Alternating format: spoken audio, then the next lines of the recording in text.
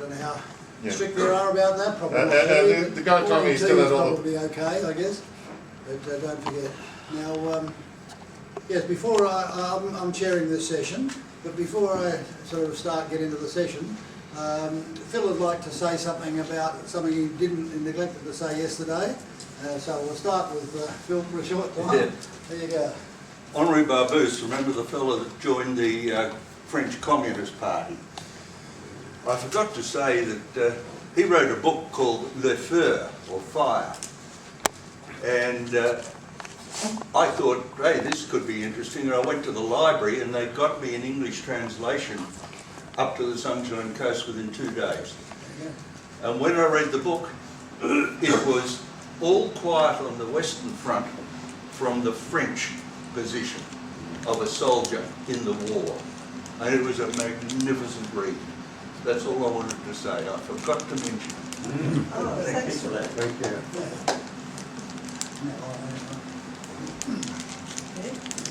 You want me to introduce you? No. I think now we do have a swap around a little bit. Let me just get the right page here.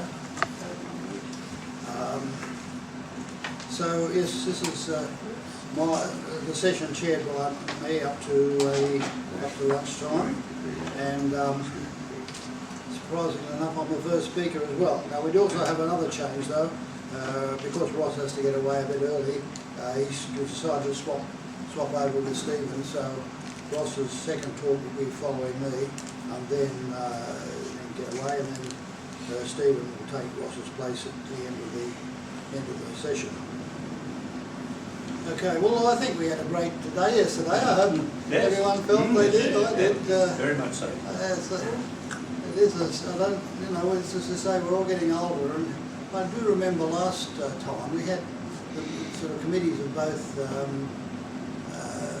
Sydney and Queensland, sat around the table and tried to work how we can get some younger members into the system before it's almost too late, because we've got a wealth of knowledge, but it's our duty to send that on to the next generation. Otherwise, the place could die out. So, but unfortunately, I should have reported, and Rod had a wonderful initiative. We occasionally go to the Ander Fair in Sydney and man the sort of information booth, if you like, and the dates and so on. And Rod had the idea of just giving a free trial membership to people who were interested, and quite a few people have come. Not necessarily young people, but other people who've got other collections. And so our meetings at in the RSL at Chatswood, they've been well attended recently. We need almost another bigger room to fit them all in. So well, we had 18 at the last meeting, yeah. And out of the trial members that we got at November, we got 6 or 7 trial members. 3 of them have joined. Yes. So, and because we allow people to join from April, and they just pay the $40 and they get 15 months membership, we say to the trial members, well, if you're going to join, you may as well join now, and get your membership medal and all the other things. So, yeah, it's trial membership. I would recommend that you offer, when you go to the Ander Fairs, and if you have a table there, that you offer free trial membership until the 30th of June the following year, because our problem is our Ander show is in April, May. So yeah, well, still free. Yeah, I mean they could join in April, May, and they get the full full 15. But if the general committee is supportive, we're happy to run with that. Yeah. The Queensland Numismatic Society ran a discounted membership from the Ander show at the same time, and they got 6 people the first year they did that. So it does work. Anyway, just I won't roll up, but just give some thought, because, as I say, younger membership is what we need, the next generation. Anyway, my turn to talk about the talk that should have preceded the one I gave yesterday, but fair enough. We'll we'll start it. So, coin debasement through the ages, and that's the title. As I say, we know now, governments never have enough money to do what they want, especially in times of war. All the rules go out the window in times of war in terms of money. But even these days, and actually especially these days, the democratic process seems to allow more and more demands on governments, and the ones who get elected are the ones who promise the most, and that means spending other people's money.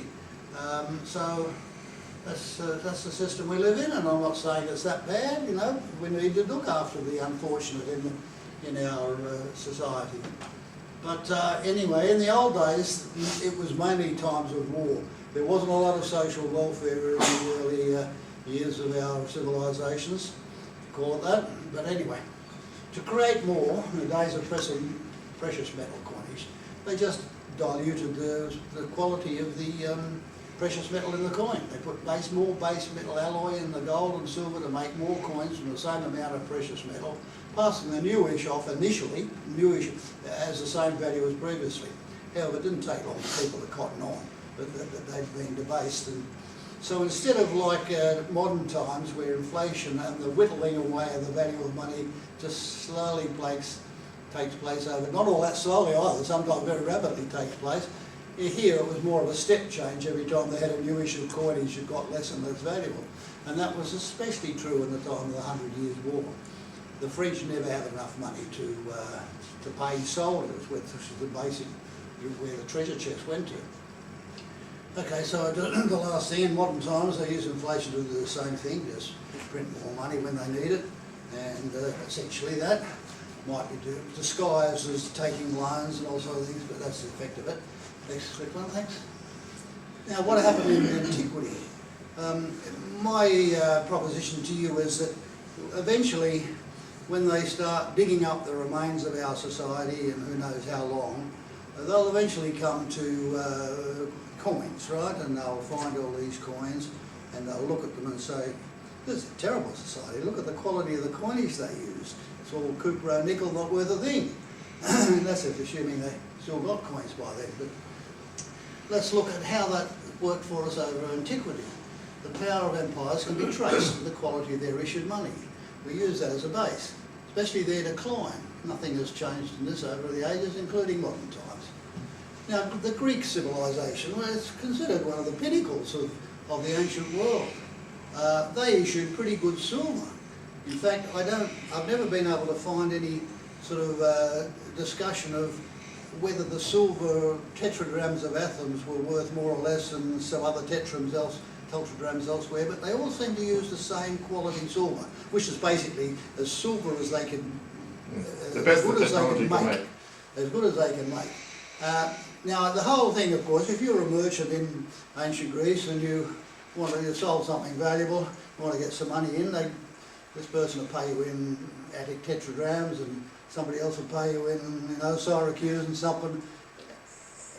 You can't go through a list saying, well, this must only worth this much because it's not quite as much silver. No, I'm sure they just weighed it, right? Total volume of silver, weighed it out, and that's, as long as it made the payment, that was good. So, and they didn't use gold much. The ancient Greeks of the times of the city-states, gold was only used in an emergency. And most of these city-states, they were a trusting lot. They kept their treasuries at Delphi. And that's where they locked up their gold in little metal boxes and trusted with the oracle of Delphi to keep it safe for them when they wanted it. And it worked, sort of. Yeah. So the quality, even when the rise of Macedon, which is when gold really came into the Greek world with the big discovery of the mines of Pella, and the huge quantities of Alexander status and Philip status and all of those became part of the Greek world. So I don't have a great example of any equality of debasement in the Greek world, but in the coinage of the Roman Republic, that was fine too, because that's essentially much the same time as the Greek world, or the later Greek Hellenistic world. And the first 2 centuries of the empire, You know, we're talking about aurii from regularly issues from the various early Roman emperors, and good quality denarii made of good silver.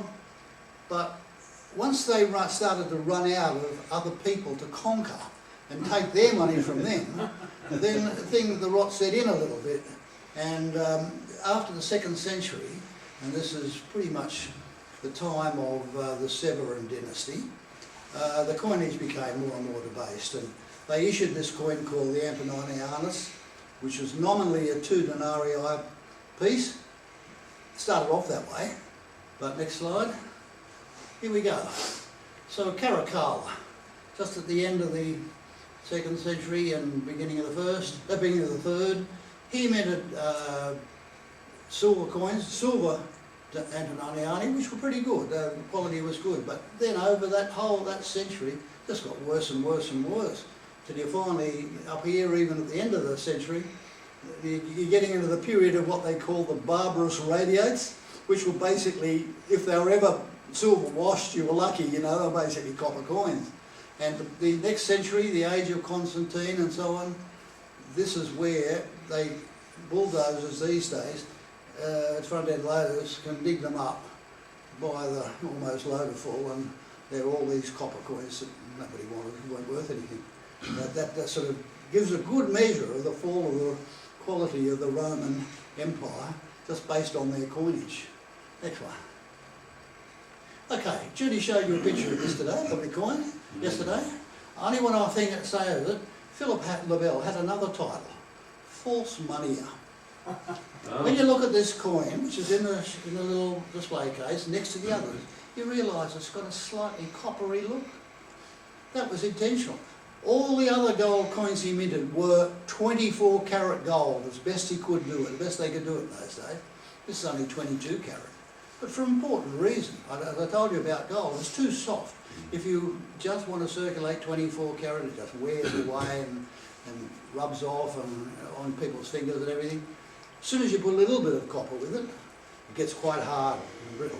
So one of the reasons this is a nice example of surviving is because it had that hardness to it. But nevertheless, the people thought he was really bad doing this, so he reduced the quality from 24 carat to 22 carat. Okay, still what we would regard as pretty good gold, but this is about the same fineness as sovereigns. You know, it's just got enough copper to keep it hard and a little bit of sovereign colour to it. Next. Okay, we talked about where the gold come from. Now, this is the main, Judy mentioned that a lot of the early gold, and there wasn't a lot in Europe. I mean, even England, especially England, they had no gold supplies, you know. The whole pound, what does a pound really mean? It's a troy pound of silver. It was always based on silver, the British quality. But eventually, just at the end of when that last coin I showed you was being minted, the Kremnitz mine in Slovakia, it turned out to be the richest gold mine in Europe, and it had been mined casually from about the 9th century, but in the 13th century the Hungarian king who controlled Slovakia got the idea of let's get some Germans in here, and people there, they're really good in mining and minting technology, get them in, and they really got a new life to Kremnitz, and they minted all these Hungarian florins. And the king of Hungary at that time, because of this gold mine, was the richest man in the world at that point, a bit like Putin today. So there you go, next one. Now, I'm going to talk about polymaths. I want to, just wise men, the really intelligentsia people. A polymath is defined as someone who excels in more than one science or art. And the prime example of the middle period there is Leonardo da Vinci. He was a man for everybody, right? He knew how to design helicopters and planes, all sorts of things. Nothing much happened of them, but he was obviously excelled in art, and he was a man for all seasons. But I want to talk about more these three. Nicholas Arène, who lived in the 14th century at the time of the 100 Years' War, is a Frenchman. Nicola Copernicus, Polish man, who lived at just between the joint of the 15th and 16th century. And obviously Nicholas renowned for his statement that the earth revolves around the sun, not the other way around. Very contentious at those times. And Sir Isaac Newton, very much neglected in the field of money, but nevertheless made a fantastic contribution. All right, let's go. Next. So here's Nicholas around. He lived at the time of the 100 Years' War, and it's interesting, in the medieval ages, you don't think of clever people being raised up from lowly origins. You know, you're either born in your state and that's what you stayed all your life. Not so. Nicholas, as a young man, was obviously identified as a smart kid, and the various people who observed this managed to realise, well, this guy's come from nothing. He's a poor man, his parents are poor, but he they sent him to the University of Paris, the Sorbonne. And the University of Paris was arranged pretty much like Oxford and Cambridge in those days by colleges. And we know he was poor because he was sent to the College of Navarre. The College of Navarre was especially there for people who had very insufficient means. They had bursaries, scholarships, and sufficient support so that Nicholas could have a good university education. And of course, he had your destiny in those days, if you were a smart kid, you go into the priesthood, unless you were born, you know, with land and became part of the nobility. So here's a little manuscript showing him writing. And he was an amazing guy. And I showed that coin there also, which Judy talked about yesterday, because he eventually became the financial advisor to the King of France. And he wrote a treatise. That's next slide. Okay, so a French philosopher, born and died in Normandy, attended the College of Navarre. He wrote about economics and money, physics, astrology, astronomy, philosophy and theology. And just to show how smart he was, not just in one branch of thing, he was the first to produce a proof that the sum of the harmonic series is unbounded. I don't know if you know what I'm talking about there, but essentially if you add 1 plus a half plus a third plus a quarter plus a fifth plus a, and so on, all the way, that just gets bigger and bigger and bigger. It never converges to a finite sum. He was the first to prove that, and that proof was lost until the 17th century when somebody else independently discovered it, and then they found his proof 300 years before. So that's what I mean by someone who excels in more than one thing. But the interesting from our point of view is he wrote a tract, De Moneta, where he is profoundly against debasement. It's the worst of sins. And it is on the internet, both in its original Latin and English translation. It's a bit hard to read because you get a page of Latin followed by a page of English, followed by Latin, followed by English, so you've got to skip pages all the time if you just want to read the English. But he eventually became Bishop of Lisieux, which is a major town in Normandy, and advisor to King Charles V of France. Next. Okay, now Jean Le Bon was the father of Charles V, and Jean Le Bon had to fight this war with the English, and he always needed money. And whereas he minted those lovely gold coins that Judy showed you yesterday, he also minted a whole stack of silver coins, so-called silver, and they look lovely, but they're not good silver. And that was how he sort of got, assumed he got the difference between the old issue and the new issue, which he didn't have to pay so much for, and he managed to spend it on the war. But they talked about that, and so Nicholas was very much against that. And but just to summarise there, John was captured at Poitiers by the English under Edward the Black Prince and taken to London for a huge ransom. Judy spoke about that a year ago, last time I think it was, on King's Ransom. Next. Yeah, next. So here are some of the silver coins of Jean. The one down in the corner there is an example in the little coin box, but I couldn't have enough room for most of the others. But you can see that sometimes they look really lovely. Look, that silver one looks like good silver, but most of them are only like 25% silver. The rest is base metal.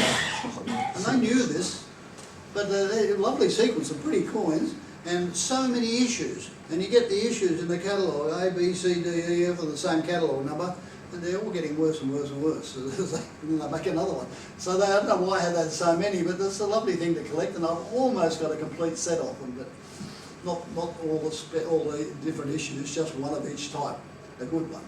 Right, next. Here's a couple more. You see, they look really good, but they're sort of grey-black, you know. With a pinkish grey colour. They're very with hard to a- with a get. look I on. mean, you search for John Le Bon coins in on the internet. Nothing much for sale. That's just to take the opportunity when they come up. These are all out of our collection. Now, I want to pause on this a little bit. Yes, I'm running out of time. This is some of the. It's just, I mean, it's a big read, but not too much. This is some of the things Nicholas said about it. He says, but in no other case should the mixture or its proportion be changed, least of all by the prince, i.e. the government, for the reasons given in the last chapter, which are directly applicable to the present question, since the stamp on the coin denotes the genuineness of material of its proportion, and to change this is to falsify the coinage. I mean, you know, saying, well, you prince, you put your imprint on the coin, that certifies that it's good, and it's not. So he thought that was very bad. I probably haven't got time to read the rest, we'll have to move on, but I like the last one too. If the prince should tell the tyrant's usual lie, that he applies the profit to the public advantage, that profit to the public advantage, he must not be believed, because he might as well say, take my coat, and say he needed it for the public service. And St. Paul says that we are not to do evil, that good may come. Now, just think about the Australian government. We know the taxation system is unfair, but it applies to everybody. So, cruel but fair, that's straight out of Monty Python, right? So, you know, you can go back to the 14th century and hear all the tirades about how that's not right. Next one.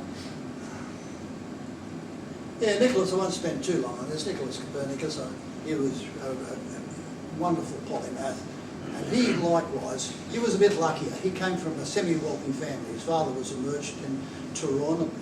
I've never been to Pearn on the Vistula. Anybody Polish? No? Been there?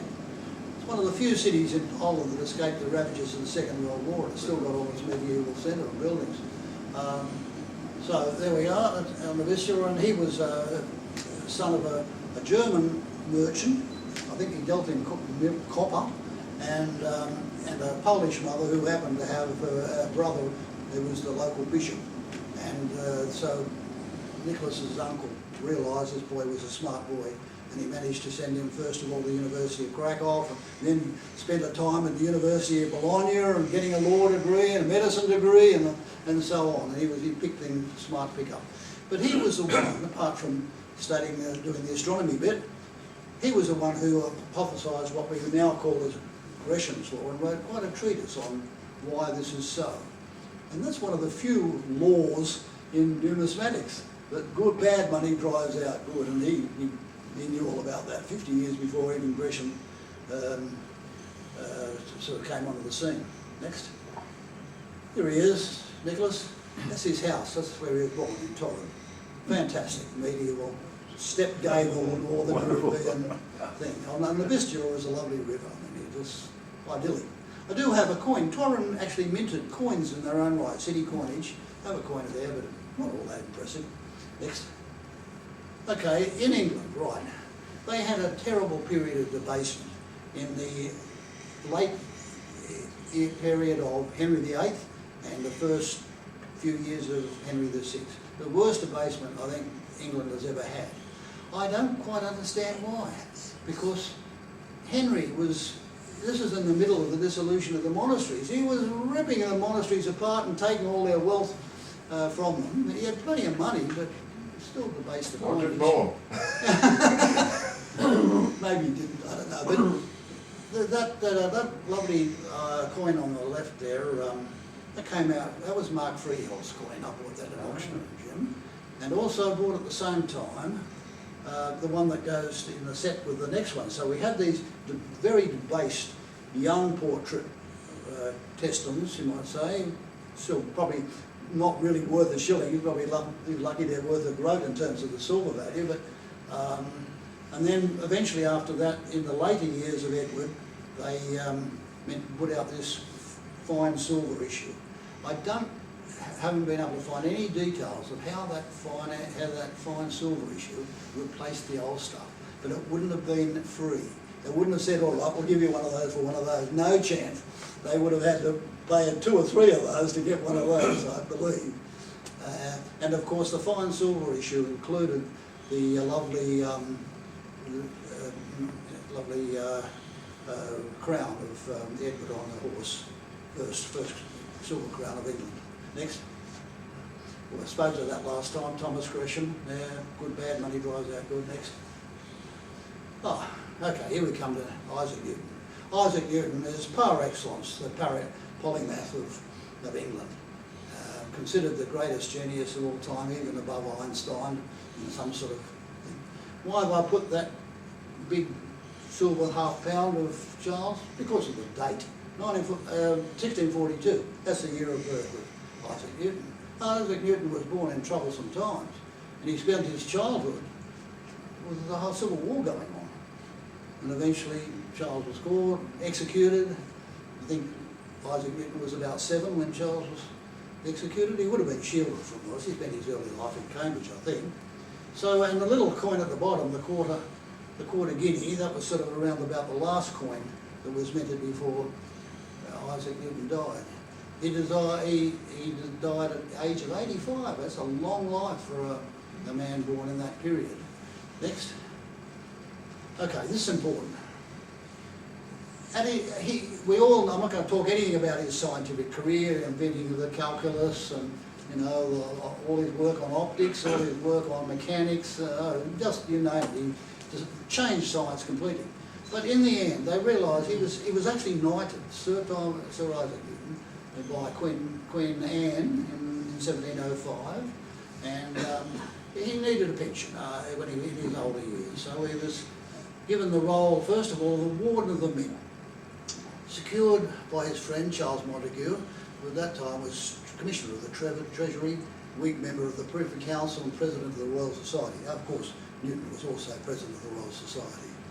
So as a Crown sinecure, he got a £400 per annum. That was a lot of money in those days. Now, if you think 400 guineas there would have been.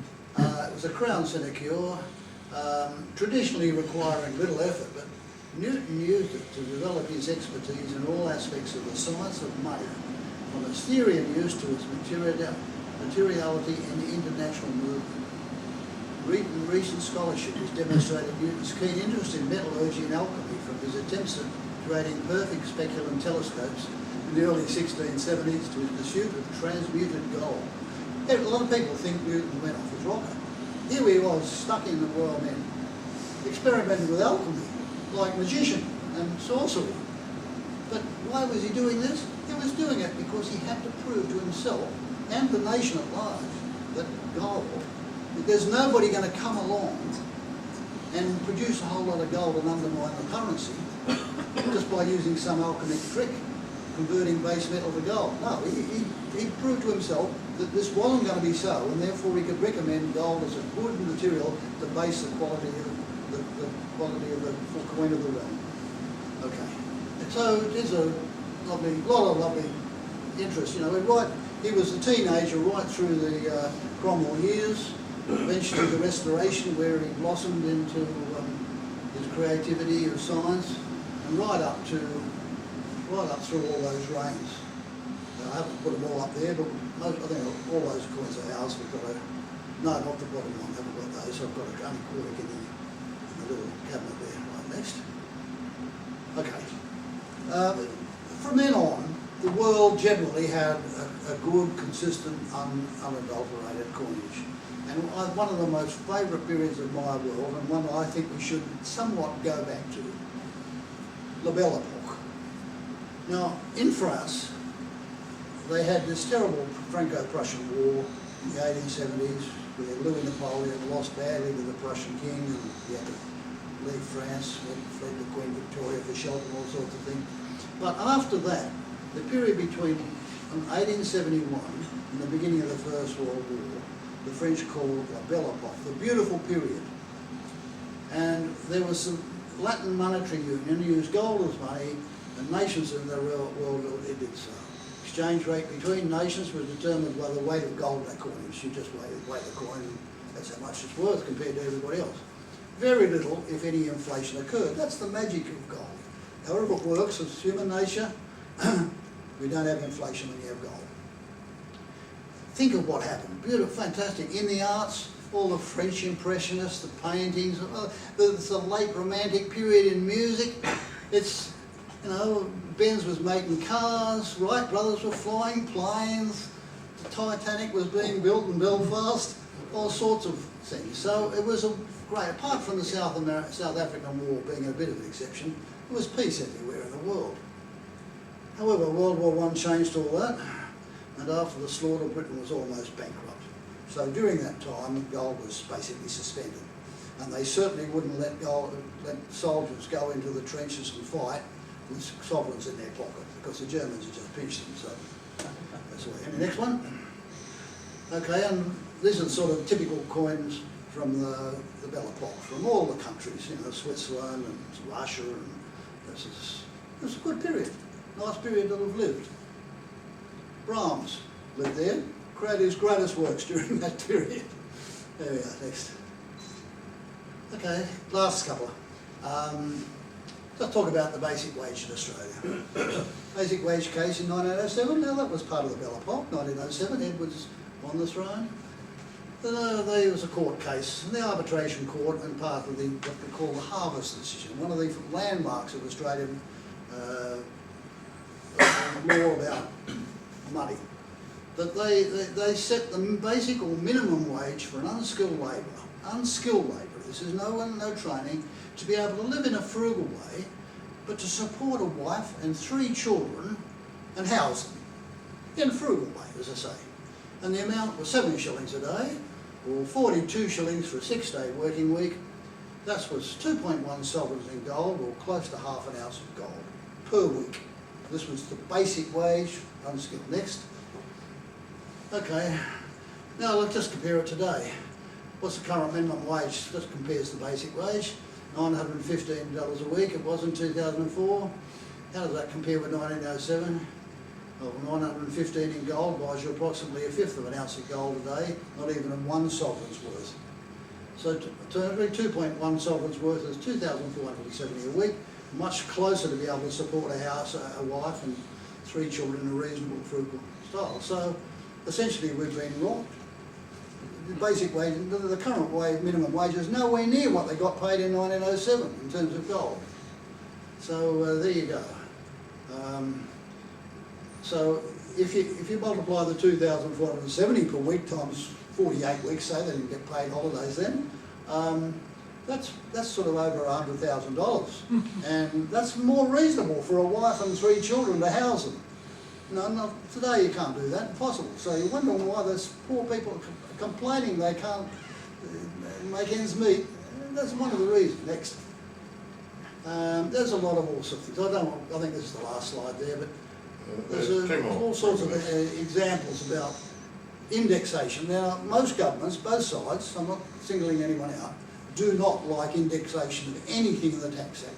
They make money from not indexing things. Now, the income tax scales were last set in 2012. They're still using them at that level. Since 2012, there's been about at least 20% inflation. So theoretically, all the tax breakpoints should be that much up. And essentially, the bottom line here is if the tax scales were indexed properly, sorry, did I say 20%? 40%. 40% since 2012. That's a lot of money. It's only a short period. 40%. You just Google that question straight in, you'll get that answer.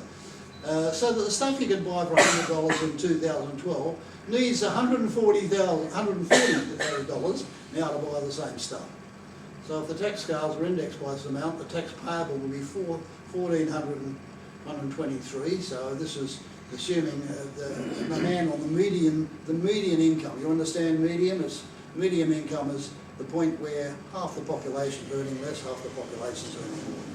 And they'd have, if they used indexation, they would have saved about $3,665. Now that would go to a long way to making a difference to the pressure people are on in trying to make a living. Yeah, all right, well that one we saw before, but I'll leave it up there.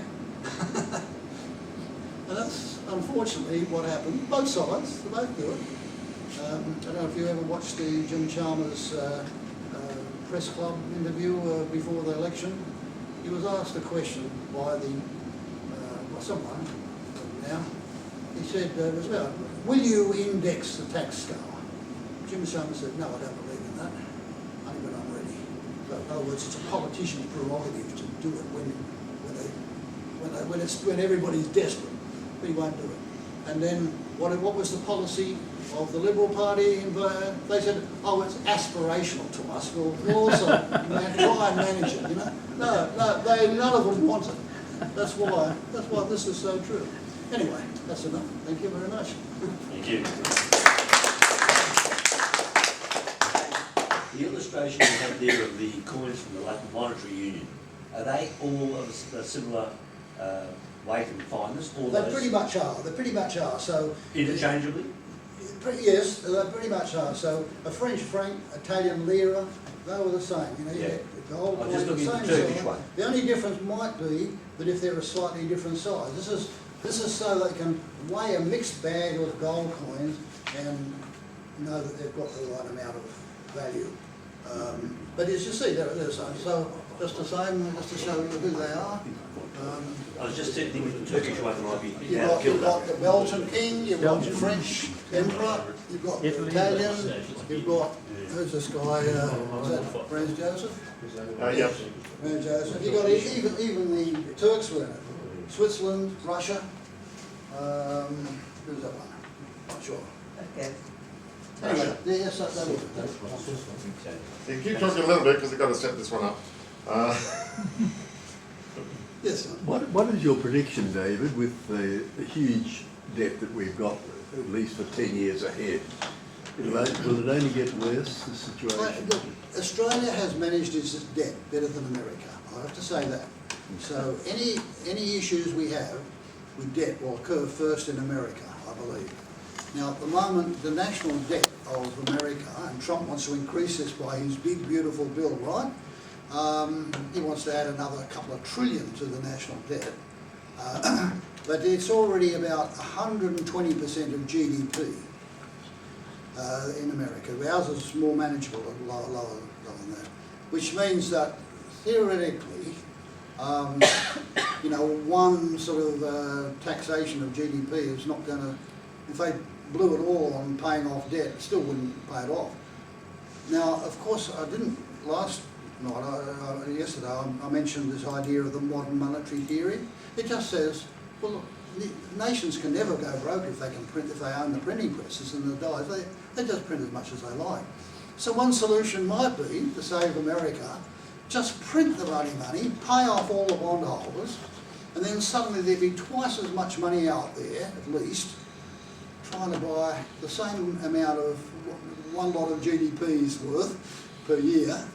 Inflation would at least double, if not, like, I don't know if double's the right word to use, but $1 would only buy, what, 50 cents?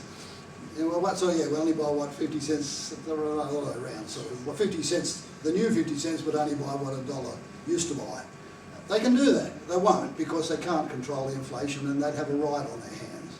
Well, they can do it slowly, I don't know, but I don't see any intention. And how that will go to end, where if they go from, like 25 trillion to 50 trillion national debt, how it's believable after that? It's not. And that is my explanation of why gold is going through the roof. Everybody's frightened and they're trying to protect themselves from that disaster. So I have no really inkling of how it's all going to be resolved, if ever, but yeah, that's it. Sorry, no answer on that one. Okay, ready now. Okay, good. All right, well, going back to being chairman for a minute, I'd like to invite Ross to come up, well, he's already up, and talk about his next talk. Yes, apologies, I've changed talks because I couldn't find the banknote that I wanted to bring up. But it's at home somewhere, safe, supposedly. But having known this guy for 50 years, I thought he's a rather unique property. I'm sure you've all heard of him, but he used to stay with us on his many trips to research banknotes at the Reserve Bank and the different museums in Sydney. He comes from South Australia. We also visited him and his wife over in Adelaide and at Kaduna when he purchased. He's an ex-policeman. Many stories about him. As I say, quite a unique individual where he, when he was at Manham, I'm sorry, I believe he was the police sergeant, but he had a unique way of being friendly to the populace. He'd call it their local dance and warn them not to be drinking because he was going to be out there waiting to breathalyse them driving their cars, even to the extent of a couple of his underlings that were on patrol. He'd creep up on them in socks, didn't want to make a noise in shoes, to make sure they were still awake. He had a fridge at Kaduna for him that was locked and a fridge for Lynn. As I say, quite different. You'd always arrive at our place with a carton of Coke and a lot of tomato sauce. Because he put tomato sauce on everything Carol put. But anyway, we loved him. I think I had to give him a miss when the furniture started getting broken because he excelled in putting on weight and got to about 25 stone. And a number of pieces of furniture were getting broken, but we survived. So you can read all that. We'll have the next one, please.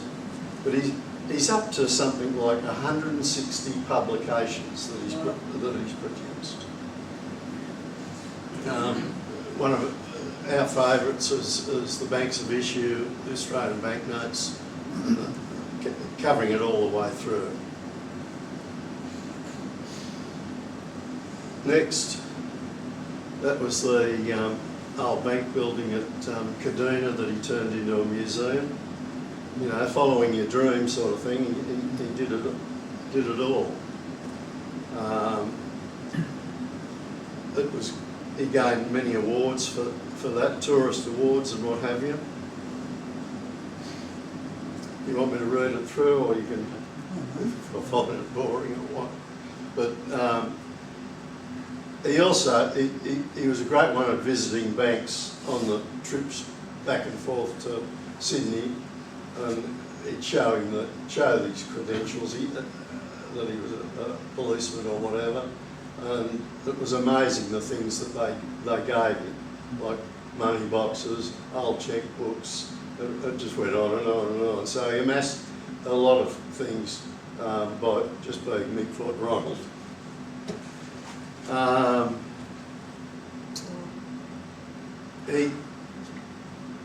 He's studying. He gets so involved. We'll go through them. He was extremely involved with gemstones and gemology, and did a lot of researching himself throughout the Flinders Ranges and whatever. And I think some of the what are those things called that come through the sky? Meteorites. Meteorites, yeah. He got a piece of meteorite. That was extremely rare. What else is there? What's he into over there? The bottom right, it looks like shells or something. Agates. Agates. Agates, yes. Yeah. Roman antiquities and Greek antiquities above it, yeah. Next. So it just goes on and on and on, all the research into Australian banknotes and such. Many that you're probably not familiar with. Next. So this was his minerals articles. Yes. And like we rely on Rod so much, he was relied on so much in the Numismatic fraternity and the minerals in South Australia. You know, he would have been. Just want to make a comment. I'm a member of the New South Wales Mineralogical Society, and we used to always, they'd circulate the sort of newsletters from South Australia and West Australia all over. And his name always was there as president at one stage, and he has some wonderful stuff. I mean, absolutely beautiful. Yeah. Especially his gold specimens, they look great. Yeah, no. Next. I don't know whether you're familiar with, you know, that's getting a bit obscure, but it's rather different. The million numbers, to my knowledge, the machines didn't, the extra O had to be added virtually by hand. Yeah. And of course that, I don't believe it continues through these days. They just goes to 6 nines. Modern notes go up to 10 million now. Do they? Yes. All right. Yeah. We used to get these on the bundles that we bought in bulk from the Reserve Bank, and they're the bundles that go. The wrappers on, what is it, 1,000 notes or something like that. Our big purchase was in '88. Remind me, $1 was 1980, was it, or where we changed to the coin? 84. 84, right. So we did the package with the last dollar note and the first dollar and the coin. and it proved a winner.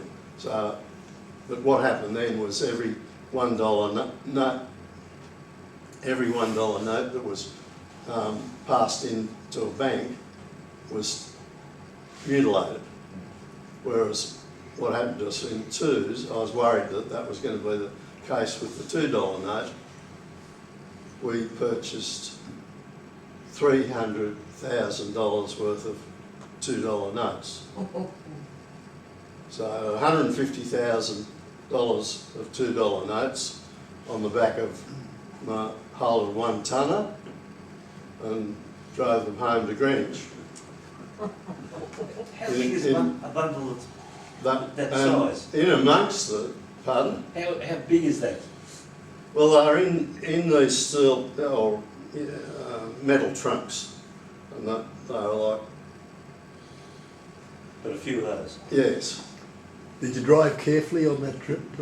Oh, well, we were keen to open them up and see whether we got any. I started promoting the very last serial numbers, like the DPS for the $1 note. So we were wondering whether we'd scored any LQGs with the $2 notes. Lo and behold, we had heaps and heaps. What's We watched them. Pardon? The last What serial is an number. LQG? Well, it was the very last Serial number. serial The last serial. serial prefix to the $2 note. And as I say, all the bundles were had these in the Proclamation note. All right, next. So here we go again, star replacements. Never been so excited about star replacements, but Mick certainly was. You know, I can remember doing a cash count in the bank at Leichhardt branch and coming across, and when would that have been? Probably 70, in the 70s, and came across 2 $20 star notes and really worried about swapping them over. I didn't have a spare $40, but I did. And of course those Phillips-Randall $20 star notes were the only star note in the $20 series. and have gone up in value. Next, so superscribes. They're certainly in an exciting era of Australia's banknotes, but just after becoming the Commonwealth, they had to decide on designs. Of course, they didn't come out till when 1913.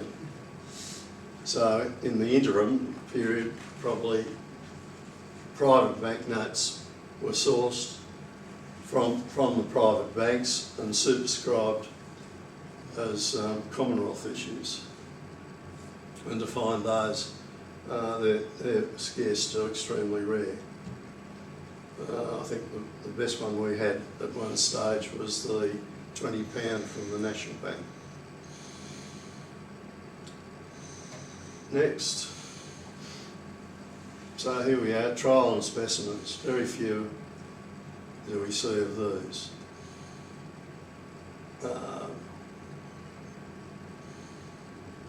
As for £1,000, I think that sold for something like $1 million. I don't know whether the dealers had backed that price up if it was brought in to be sold. Next, pedigrees. Nosy Parker, you know, he'd find out who bought this and who bought that and recorded it all. And so he's up to his 5th edition of this. So there must be some interest out there. Next. These are all new to me. I don't have them in our library. Australian modern numismatic banknotes.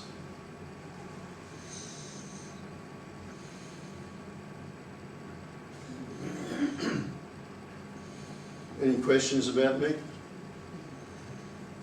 He's fading. He's certainly going down. He doesn't look today as good as he did in that photo.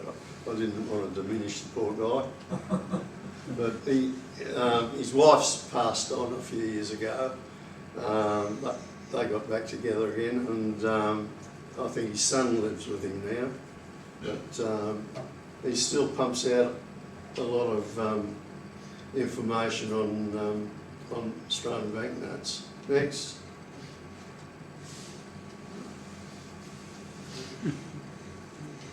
These obscure ones, Australian shin plasters and calabash notes, that'd be something different for the enthusiast. Australian banknote errors. I was telling John Minukas on the way up here that it was nothing for us to drive over to Adelaide for a coin fair for the weekend.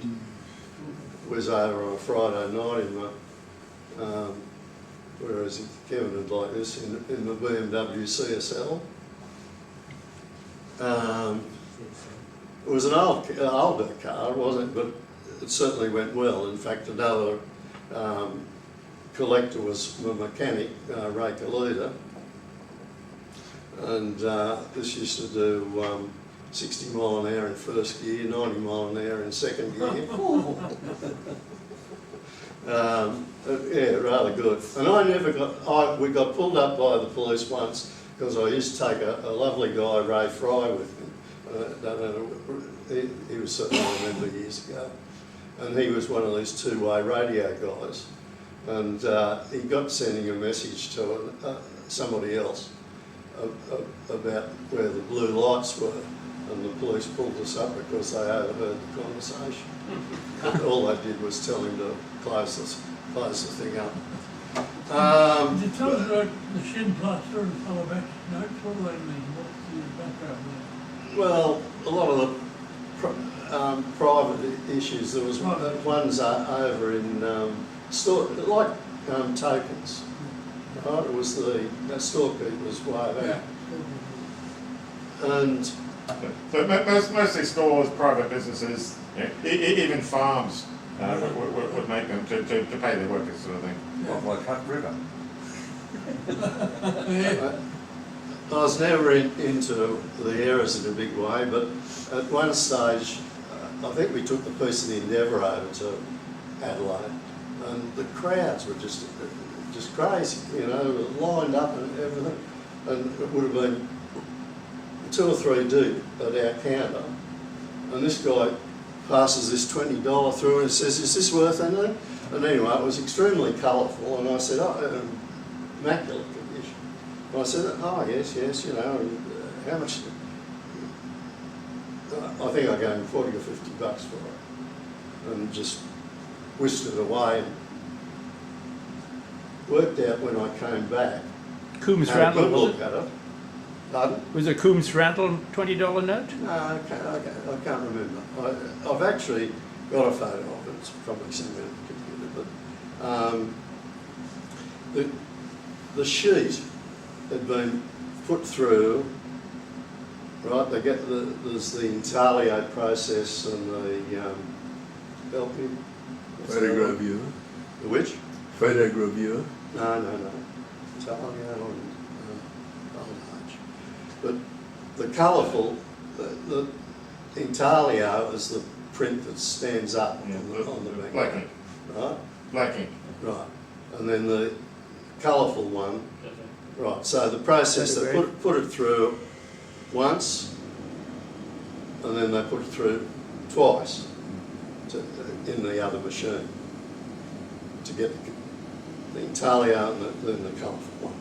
What they'd done with this was picked it up after the colourful one, and why, wouldn't have a clue, turned the sheet over and put it through again.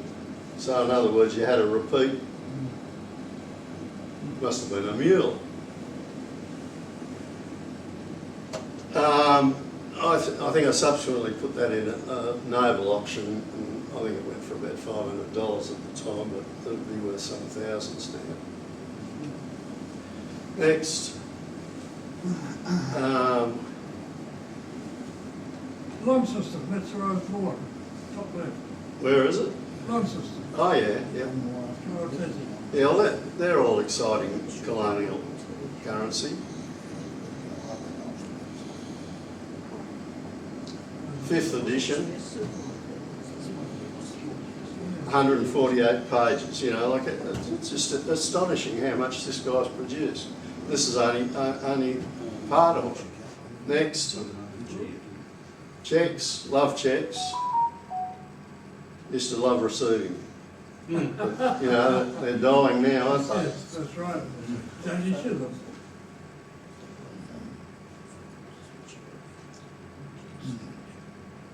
Next. So, there he is, celebrating 45 years of writing articles for the Coin Review. That's separate to producing all the books. 1,430 pages of articles. You just shake your head and just wonder, this bloke got a life, you know, what else did he do? And You said he and his wife got together. Did she get sick of it? yeah, well, they parted company for a few years, but anyway, that's by and by. And he was always Michael to him. He couldn't call him Mick. To Lynn, it was Michael. But it's funny, that's repeating itself with our daughter-in-law. We've got this, their parents are Mick and, yeah, good one, Ross. Sorry. Right, so that's the end of it. Any questions or interest? Interesting character. He's still very active in the Numismatic Society in South Australia. Sure. He still writes their journal. And he'll always, if you've got a question, you can always go to him and you'll get a reply within a day or so. He's and always willing to be helpful. Okay, thanks very much, Ross. Nice advice. Yeah, thank you. There we go, have a safe trip back. Yeah, no, we've got a trip back. Just before you go down, I have one comment. Nobody has commented on this fact, I don't believe. from now on, Australian banknotes will be signed by 2 women, right? They've just appointed, we've got, they've just obviously Sandra Bullock as you know, for the Reserve Bank, Governor of the Reserve Bank. They've just appointed a new Secretary of the Treasury, Labor government, new Labor government, and it's a lady. So that's a change, isn't it? That's a step. Yeah. That's a step. Part-time too. Still the same inflationary stuff, but there you go. All right, thanks for So putting look, up now with me. before we go, hang on, it's not quite ready yet, we do have one more speaker before Thanks, morning sir. tea, which is at 10:30. That's our matron, John Pearn. Good on you. And John Pearn, I invite him to come up here and talk about the deities of medicine. We're also saying goodbye to Graham and Helen. Oh, you're going great. They have an 11 o'clock train to catch. And Julie has very kindly offered to drive them to the station. So, thank you, Julie.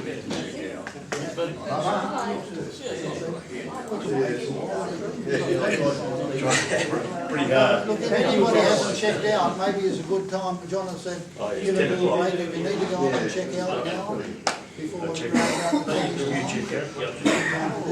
We'll just give it a pause. I've got a handout I can give instead of it.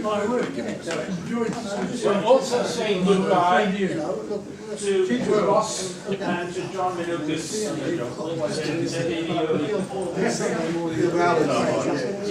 See you in the next meeting.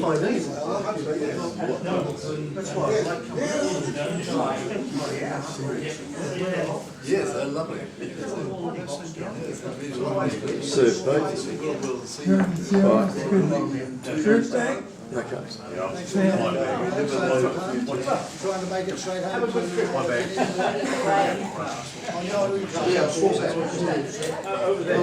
Shouldn't we do that? Yeah, I'm lucky, my daughter has a holiday in Billy's Beach near Foster. We're going to stay there. So, don't have to go away. Safe journey. Well, that seems always good to see you. Hope to see you again soon.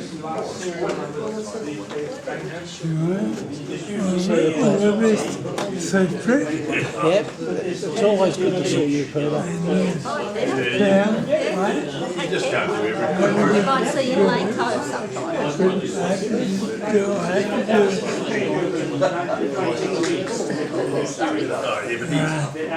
Yeah, I'll walk over there. That girl. See ya. Back in the 70s.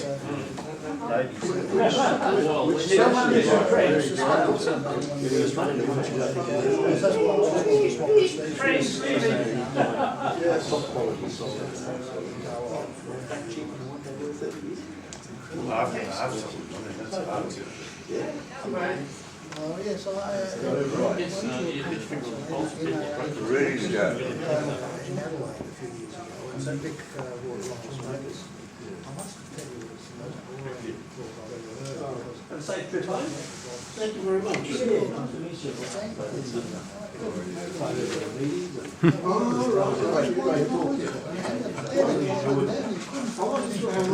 Mess things up, haven't I? That was all right. I don't know, Ross, lovely. I mean, no, we just Sunday,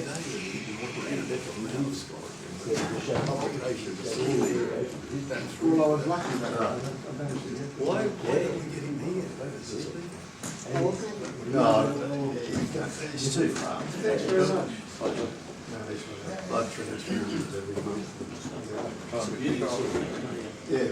Going on about that, 300,000. Take a walk around the No, room. that's right, the man. Yeah, that's a beauty teeth. I had 100 months to pay it back.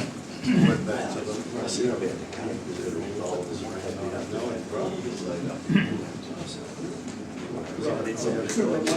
People on the other side of that. It is getting hard though. By 1992, that called us up. We're off schedule. Doesn't matter. We'll just have less time for morning tea. I couldn't understand why the kids couldn't get out and work. Went across the National Bank and they reduced it to 7 years. All these years now. Today? We lived through Paul Keating's 21% or whatever it was.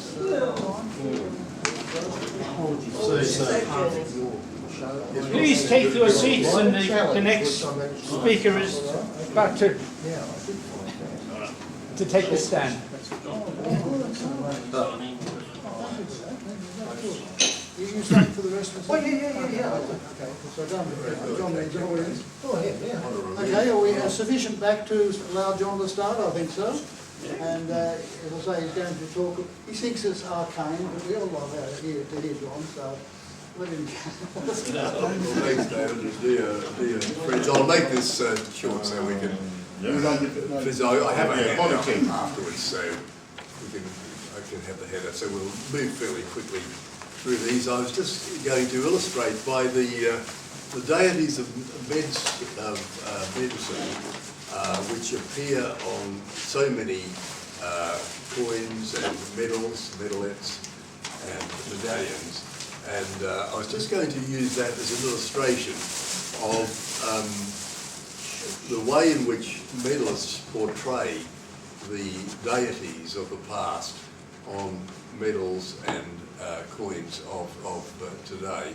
There are 4 ways in which they do that, so we'll go fairly quickly, Stephen, if we could, just through there. So there were 12 Olympian gods, as we know. They lived on Mount Olympus. Zeus was the father of the gods, and Hera was the mother of the gods, and there were 10 others in that original pantheon of Greek people. We all know their names. If we just go fairly quickly, Stephen. Ares, the god of war, and Aphrodite, the god of love, and Hermes, which figures very largely on many of our coins and medals as the messenger of the gods, with his winged helmet, his winged sandals, and his winged herald's staff of the gods. So when the Greek Empire changed, Stephen, it changed, the Romans took it aboard. They kept some of the names, transliterated others of them, but there were 12 principal Roman gods. They were called the Dei Constantes, or the Council of the gods, and they were in the temple of the Capitoline hill. Zeus, of course, became Jupiter as the father of the gods, and all the others were changed, as we see here. Hera became Juno, and some of them remained. Ares became Mars, god of war, which translated. Some of them remained the same. Apollo remained the same. Artemis, the Greek goddess of childbirth and of women, became Diana in the Roman pantheon. And others. Ceres, as we know, is replaced Demeter as the god of the harvest, Hermes became Mercury, was transliterated, but the same herald of the gods. Thanks, Stephen. If we just move on then, and this was just an example of up on the Capitoline Hill in Rome, of 3 of the principal goddesses there, and Jupiter, the head, formerly Zeus, of course, and various lesser gods. Ceres, former Demeter, here. There are other minor gods. This is Pan, this is a statue in Rome. And they feature very much on our coins and our medals.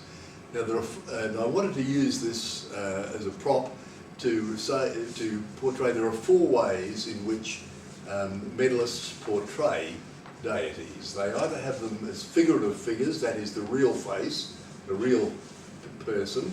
They can have there as a metaphor, that is a symbolic representation of something. They can portray the goddess or any one of the gods or goddesses as what's called a metonym, that is something associated with the goddess, or they can portray it as what's called a synecdoche, which is a small part of the goddess. So when we look at coins and medals, we can see the way the medalist or the artist or the sculptor has portrayed what the message of one of the Greek or Roman gods or goddesses in one of these four ways. And I just wanted to illustrate that, particularly using the healthcare pantheon. We've said that there are 12 goddesses, 12 major gods and goddesses, but in both the Greek pantheon and in the Roman pantheon, which replaces. But there were scores of minor gods and goddesses. In my own sort of very narrow area of the healthcare pantheon, there are 17 Roman gods and goddesses involved in healthcare, some of which, Anona, for example, was the goddess of the care of safety of children as they leave the home to go to school. So there was these very small print gods and goddesses as part of the family. But these are the ways in which they're done. And I've just defined the phenomenon of metonymy here, which is a primary example of something which is associated with the god or deity. The cross, which is universally throughout the Christian world, is portrayed on coins and medals, and that's an example of numismatic metonymy, something associated with the deity that we're looking at. Synecdoche is when we take a small part of a bigger feature of the god and portray it as a part. I'll give an illustration of that. So we've just moved fairly quickly on, David. So figurative portrayal is when we figure the god or goddesses themselves. An example of that, this is the Greek Asclepios, later transpersonalized to the Roman Aesculapius. And here he is as a figurative, nothing subtle at all. This is Asclepios of the Greek coin. This is a Greek coin that I have from Kos, the island of Kos, just off the Turkish coast. This is another example of figurative portrayal. This is a magnificent Renaissance medal, which I have in my own collection. And here we've got it on the, this is the reverse of the medal, but you can see on the left is Aesculapius, on the right is Urania, the goddess of the heavens. And she's holding up the book of the heavens, and she's got an astrolabe in her girdle, as you can see here. And Aesculapius is holding up a urine bottle, because this is a medieval medallion, 1400, and at that stage, one of the ways in which doctors diagnosed people was to collect their urine and hold it up to the light and make the diagnosis from the look of the urine. So that's Asclepius. That's a figurative portrayal of the medalist. The sculptor is portraying the whole god himself or herself there. This is the obverse of that medal, if we just go on quickly, David. I just thought I'd put this up about uroscopy, that is the diagnosis from looking at the urine. They could diagnose scores of different diseases just by holding the urine up to the light. It was all witchcraft, of course, but it was the principal way of diagnosing for many doctors for MRI scanners for hundreds of years.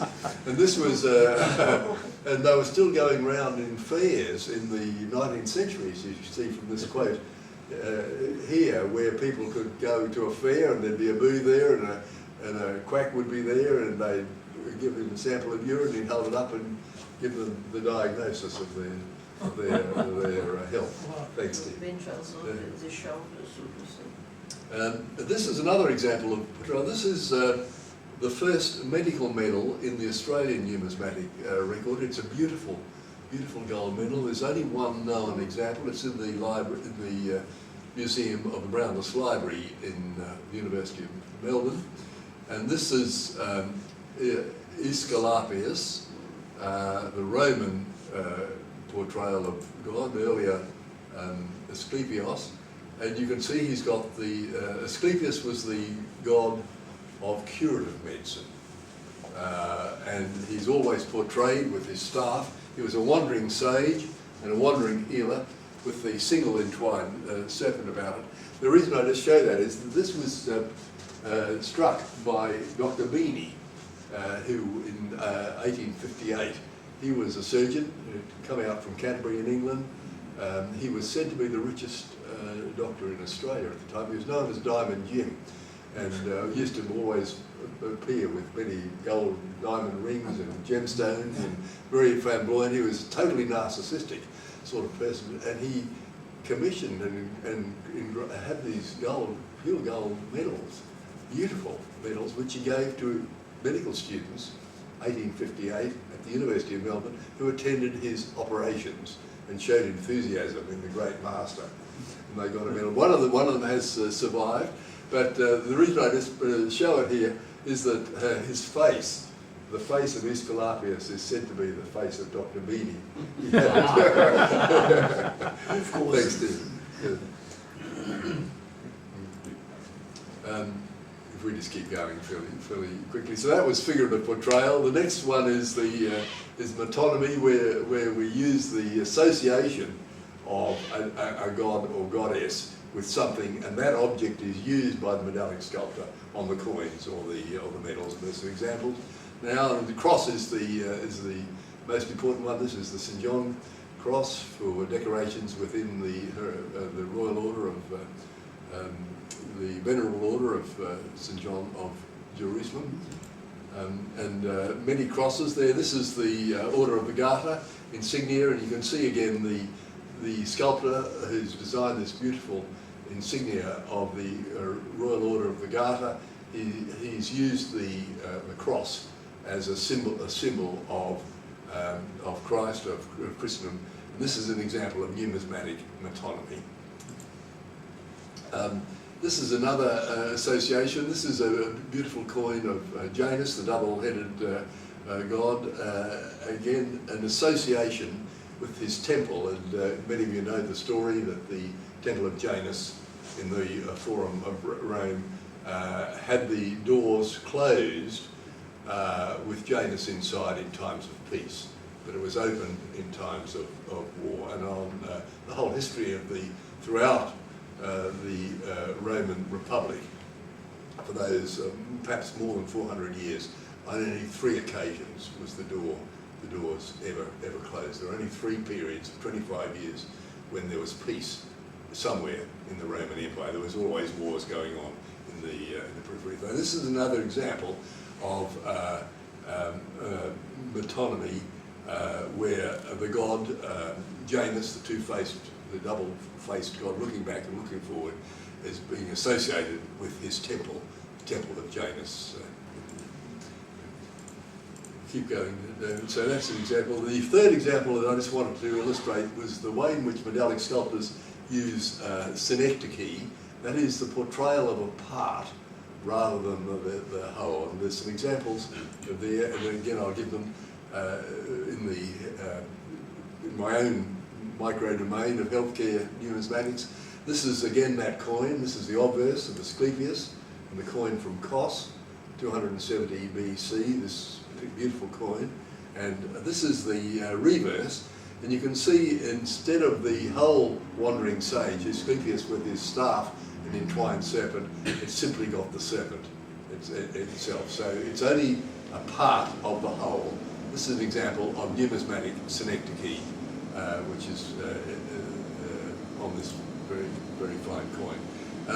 The coin that we had for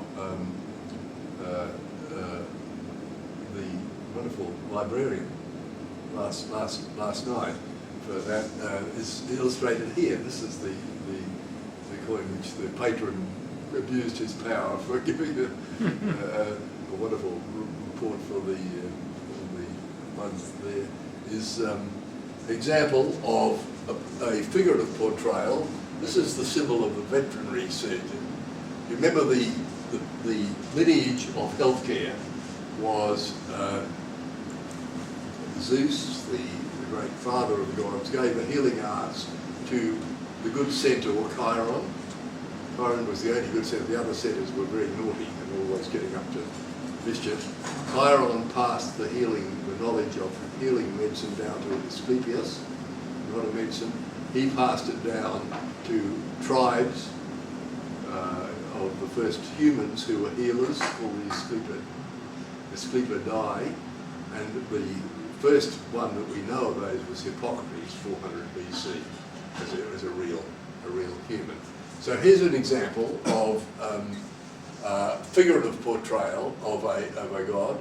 Here's Asclepius here. Here's an example of synecdoche, a symbol of medicine. And here's an example of metonymy. This is nursing, where the traditional portrayal of the nightingale lamp of nursing. So we see here the way in which the medallic sculptor has used figurative portrayal, synecdoche, and metonymy as the different methods of portrayal. And I just thought I'd show this slide. This is a slide from 1801, a medal from 1801, a commemorative medallion. You remember that King George III tragically had recurring bouts of psychosis. This is often talked about in a sort of a jovial way, but I take a different personal view. The king, unfortunately, had recurring bouts of psychosis. Poor man. I believe that was manic depressive psychosis that he had. He was completely rational in between cases, but became psychotic, and of course had to be kept confined to his bedroom under really guard when he was mad, psychotic in those phases. But this was a medal in one of his recovery periods, minted in 1801, a recovery from illness. The population rejoiced. We see here different portrayals here. Here's an example of metonymy, the king associated with the crown. Here's an example of synecdoche. Here's an example of a metaphor of good health, the medicinal herb plant, and here's another example of the light of good health here. So we're seeing the four examples of portrayal on coins and medals of a message that the medallic sculptor is trying to get across. This is the obverse of that medal, showing the king now restored to health as he's recovered from one of these relapses of psychosis that he had.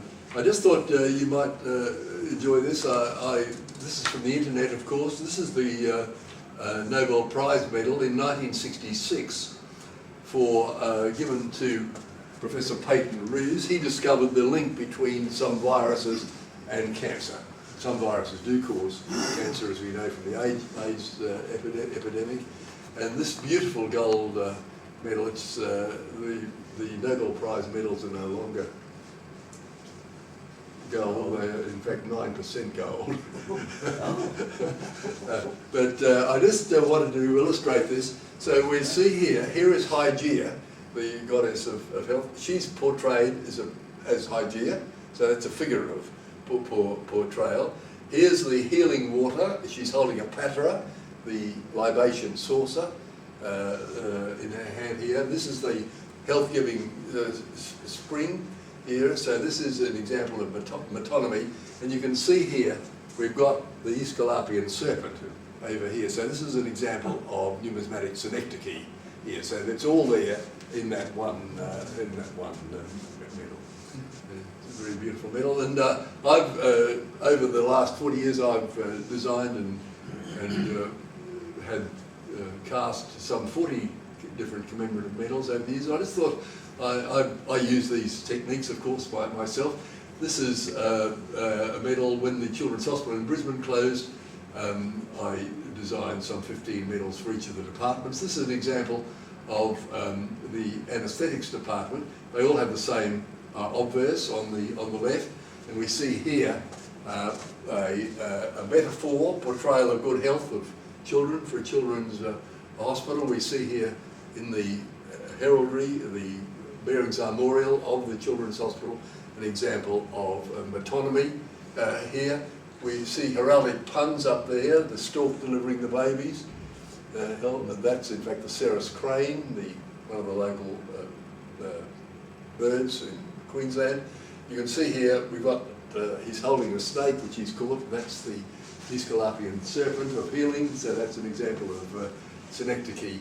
And on the reverse of the medal, this one for the Department of Anaesthetics, you can see there I've got the healing, the angel is lifting up a person out of sleep during anaesthetics. So just very quickly to finish, some other examples. We keep moving on, Stephen. This is an example of, again, Aesculapius. This is a figurative example with the wandering stage with his staff. This is Hygeia, the goddess of health, for the next one. And I did this one for the Department of Ophthalmology. You can see in the exurge, E-X-E-R-G-U-E. I know how to spell it. You have to have a handicap of greater than 3 next time, because you very nearly got that. It was a fraction of a point behind Bernie. So I've used Braille, as you can see in the exurge there, that's an example of an association with people that have lost their sight. So that's an example of a metaphor. And this is Lucina. She's the Roman goddess of sight or of light here. So this is a figure portrayal of her. This is St. Lucy, who I understand is a Catholic saint of the eyes. She had her eyeballs put out, which was her martyrdom, and I understand was resulting in her sainthood.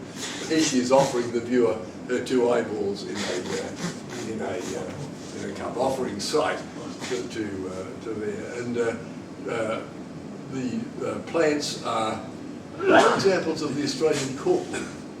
I don't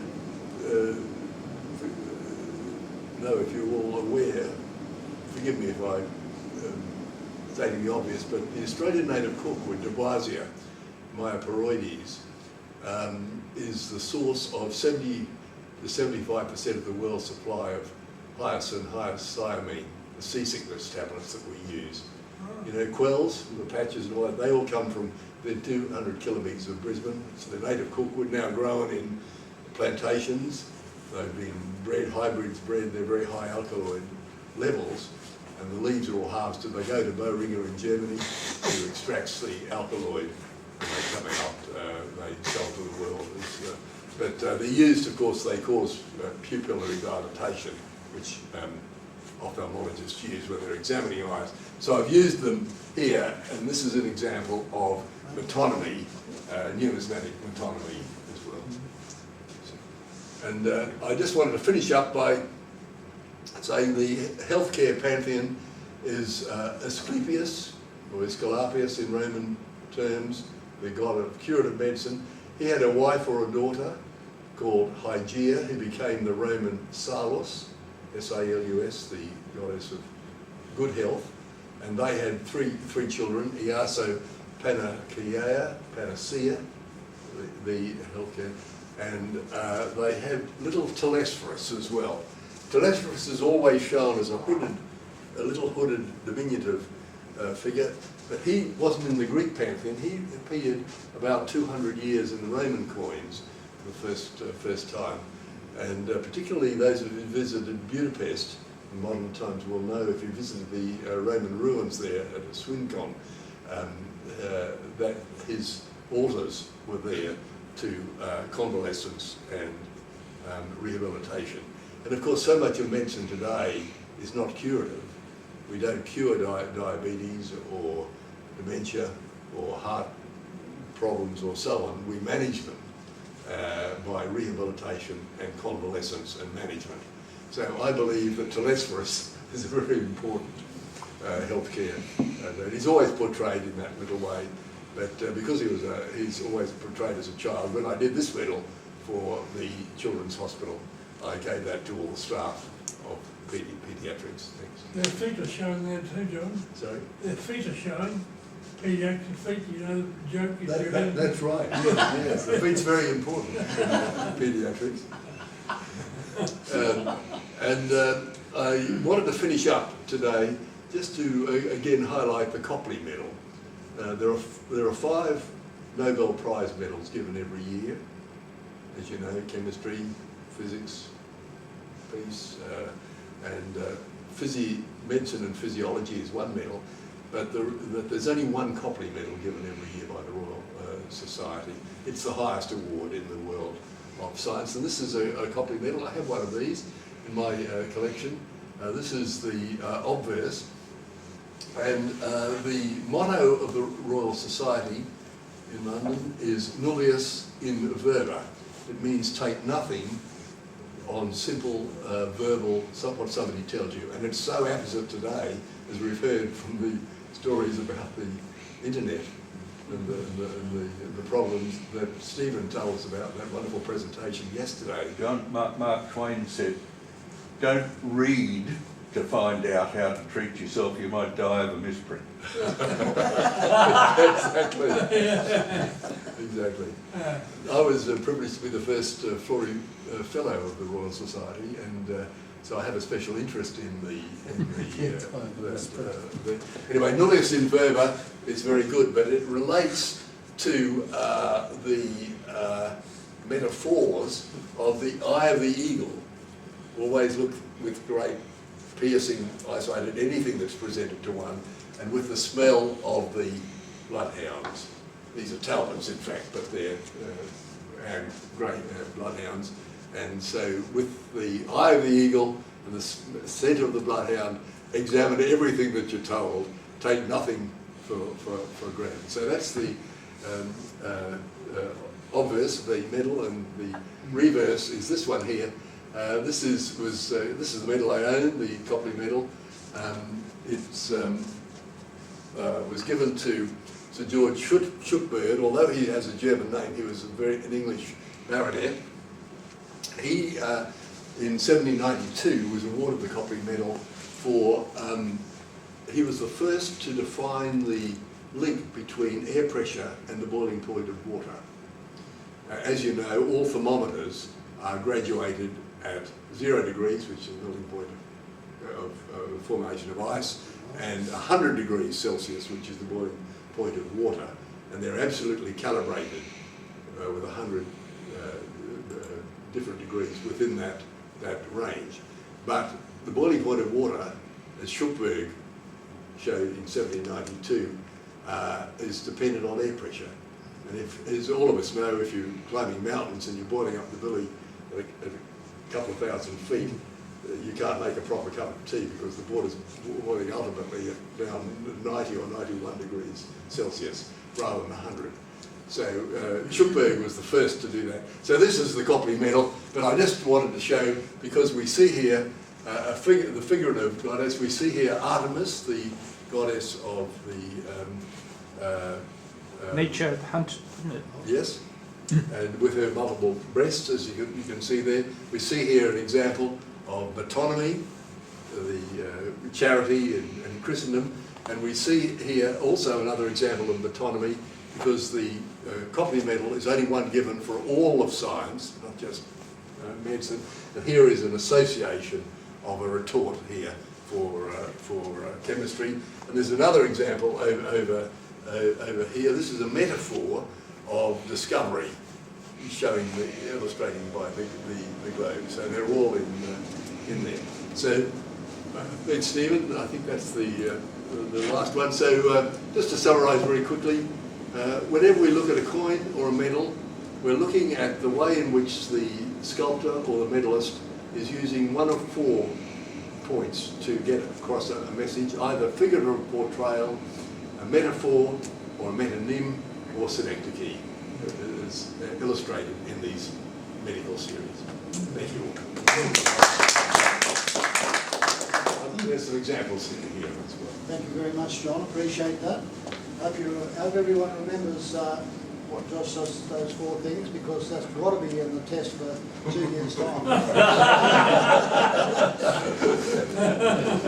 Look, thanks so much for that. That ends our morning session before morning tea, so we've got half an hour now for morning tea, and then following that there's only 2 talks before lunch, so enjoy morning tea. Everyone that has chickens in there, Yeah, 3 because a lot of cleaners want to clean the rooms and they've got nothing to do.